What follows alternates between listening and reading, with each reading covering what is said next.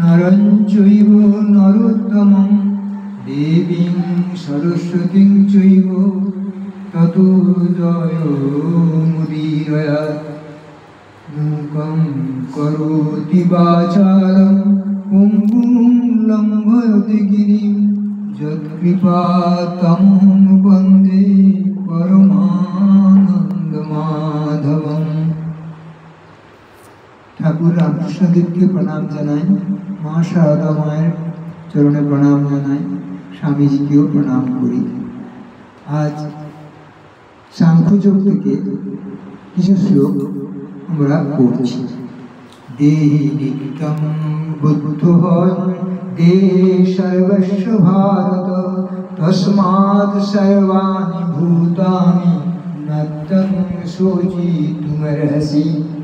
অর্থাৎ শ্রীকৃষ্ণ বলছেন, অর্জুনকে বলছেন, হে ভারত, এই দেহি বা আত্মা সর্বদেহে নিত্য অবস্থান করেন, অতএব তুমি সর্বভূতের জন্য শোক করিও না। সাধক যখন আত্মজ্যোতি নিবিষ্ট চিত্ত হয়, তুমি জানো যে প্রত্যক্ষ করলে ওই যে দেহস্থ চৈতন্য আত্মা, ইনি সর্ব শরীরে নিত্য বর্তমান এবং সর্ব অবস্থাতেই অবদ্ধ।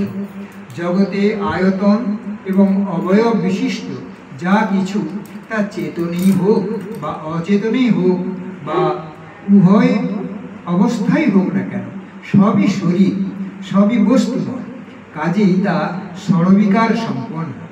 সেই শরীরের অবস্থা পরিবর্তনে বা নাশে এর কোনোভাবেই পরিবর্তন হয় না বা বিনিষ্ট হয় না। ইনি নিয়বদ্ধত্ব ও নিত্যস্থ এবং হেতু সর্ব অবস্থাতেই অবদ্ধ। এই যে ভীষ্ম, দ্রোণ প্রভৃতি যেসব ভূত ভাব তোমার মনে মমতা ও মোহ উৎপন্ন করেছে, এসবই অনিত্য সংস্থান। এসব যখন হয়েছে তখন হতেই যাবে, পরিণামের বশে লয় পাবেই পাবে। কিন্তু যে চৈতন্য পদার্থের আশ্রয়ে এই সব ভূতভাবের সংস্থান হয়েছে, তার আর পরিণাম নেই, তার না আছে লয়, না আছে নাশ। কাজেই তার ভূত ভবিষ্যৎ কালাভেদও নাই। তিনি নিত্য বর্তমান এবং সব সময়ের জন্য তিনি রয়েছেন। অতএব এই নিত্য বর্তমানকে ছেড়ে অনিত্য দেহে যে ভূত, তার জন্য শোক করো না, এ শোক তোমার সাজে না।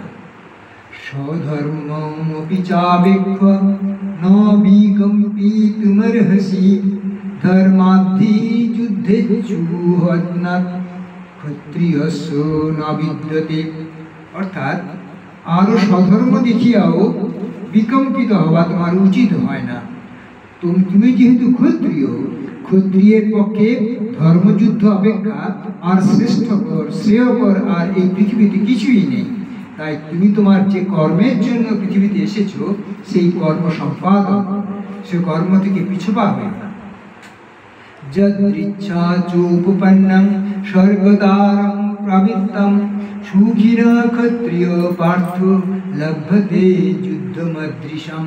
অর্থাৎ, হে পার্থ, আপনা হইতে উপস্থিত উন্মুখ স্বর্গদ্বার স্বরূপ ঈদৃশ এই যে যুদ্ধ, সুখী ক্ষত্রিয়গণই লাভ করেন। ক্ষত্রিয়ের সামনে এই শ্রেষ্ঠ পথ, তুমি এই শ্রেষ্ঠ পথ থেকে কখনোই পিছপা হইও না।